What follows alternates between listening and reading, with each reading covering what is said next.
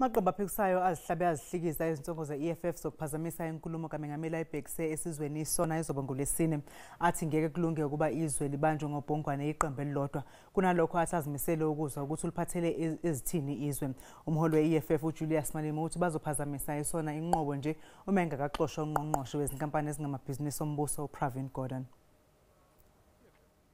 Njengoba selusemome usuku lweSONA, uJulius Malema usephinde wagcizelela amazwi akhe angempela sonto ukuphazamisa ukwethulwa kwenkulumo kaMengameli.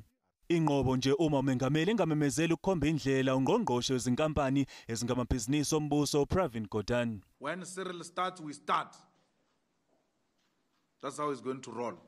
When he starts speaking, we're speaking also about Pravin going.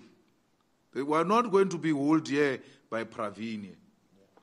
It must come to an end. Iparlamente lagcina lithe azikho izinyathelo ezithe xaxa ezathathwa ukunqanda noma yiluphi uhlobo lwesiphazamiso. Any joint sitting is held and is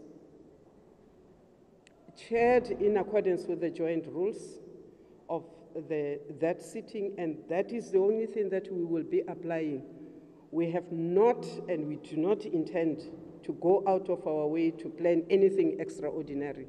Amaqembu aphikisayo awananazi afuna kuthathwe izinyathelo ezinqala ngokusheshsha.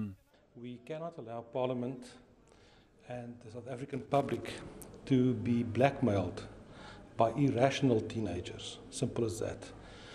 We would ask the Speaker to act very sternly and to, if need be, to immediately remove them from the House. I expect to have discussions firstly in the Chief Whips Forum and probably in the Rules Committee as well to see how we can prevent such disruptions from happening and whether or not the political systems that we put in place are consultative enough.